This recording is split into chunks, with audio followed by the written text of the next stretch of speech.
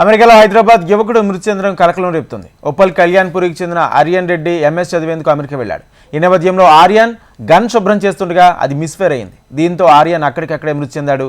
తమ కుమారుడిలా మరొకరు బలి కావద్దని, అజాగ్రత్తగా ఉండొద్దని ఆర్యన్ రెడ్డి పేరెంట్స్ సూచిస్తున్నారు. కాసేపట్లో ఆర్యన్ రెడ్డి మృతదేహం నగరానికి చేరుకోనుంది.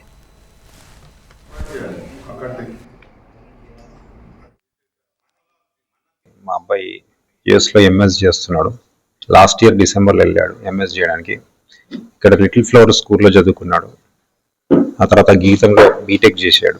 లాస్ట్ ఇయర్ డిసెంబర్లోనే ఎంఎస్ కోసం కెనిసా స్టేట్ యూనివర్సిటీ అని అట్లాంటా సిటీలో చదువుతున్నాడు. కానీ మొన్న 13th రోజు అతని బర్త్డే రోజున అతని దగ్గర ఉన్న లైసెన్స్డ్ గన్ మిస్ఫైర్ అయ్యి అతను ప్రమాదవశాత్తు చనిపోయాడు.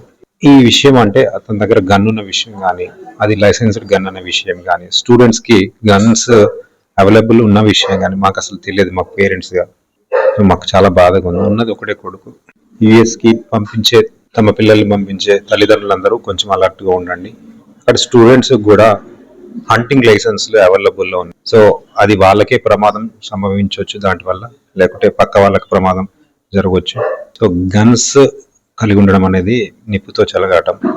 సో పేరెంట్స్ అందరూ కొంచెం యుఎస్కి మీ పిల్లల్ని పంపించేటప్పుడు ఈ గన్స్ కల్చర్ అక్కడ ఉంది, గన్ కల్చర్ అక్కడ ఉందని అందరికి తెలుసు. కానీ ఇక్కడ స్టూడెంట్స్ కూడా F1 వీసా మీద వెళ్ళిన వాళ్ళకి కూడా ఇట్లా హంటింగ్ అండ్ ఫిషింగ్ లైసెన్స్ పేరుతో గన్స్ అవైలబుల్ ఉన్నాయన్న విషయం మా బాబు ఇన్సిడెంట్ జరిగిన తర్వాతనే తెలిసింది. అందరు పేరెంట్స్ కూడా కొంచెం అలర్ట్ గా ఉండండి.